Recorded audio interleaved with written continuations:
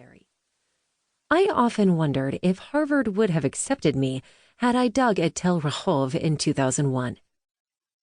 I was invited to dig at Ashkelon in 2004, during what was supposed to be the closing season.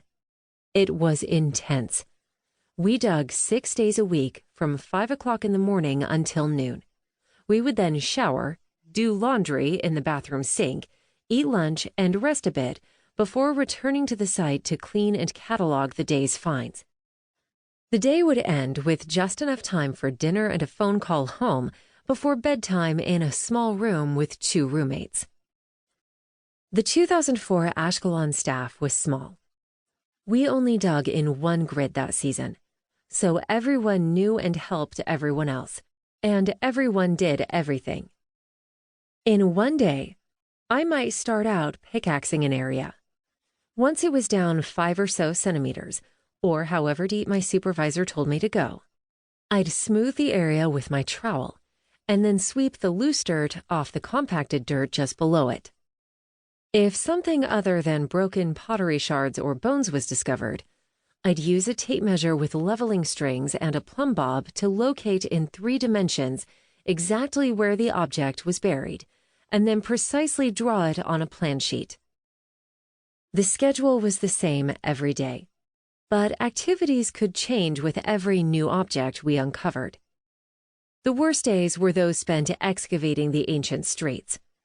Every swing of the pickaxe would bring up the trash of the ancient world.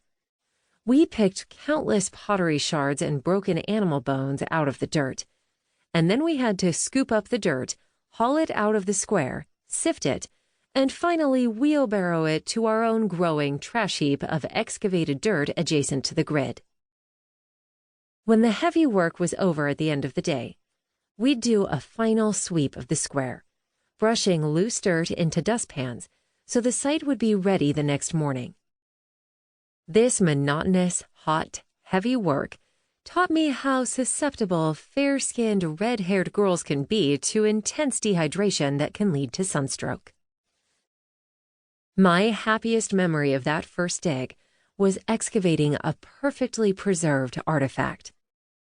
During the Iron Age, which roughly corresponds to the time when the land was ruled by Israelites, 1200 BCE to 586 BCE, Philistines would sometimes bury 2 unused bowls and a new lamp under the corners of their houses as a sort of blessing, just as we might dedicate a cornerstone to a new building.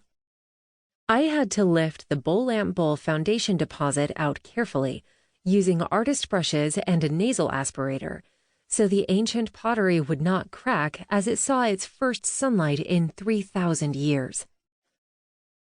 But not everything that came out of the ground was inanimate. One day, as I was working next to a wall in the kitchen of an Iron Age house, I was chatting with a friend who was tracing a floor on the other side of that wall. We were both squatting. It is best not to sit on your bottom or rest on your knees while digging, when a scorpion wiggled out of the wall. My tall and stocky friend, who had seemed undaunted by anything all season, gave a high-pitched shriek as he performed the most magnificent land-based backstroke dive I've ever seen. I responded by lifting my trowel and calmly stabbing the furious little creature where it stood next to me with its tail raised. My heroics are yet to be duplicated.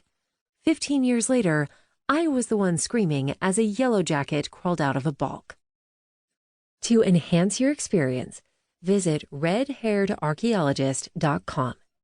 There you will find more than 200 color photographs taken during my trips to Israel. In 2019, I made my less than glorious return to archaeology excavation at Tel Shimron.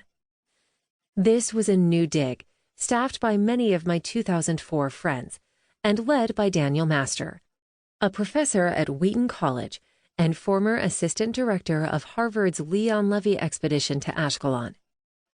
At the age of 38, I was almost old enough to be the mother of the other volunteers on the dig.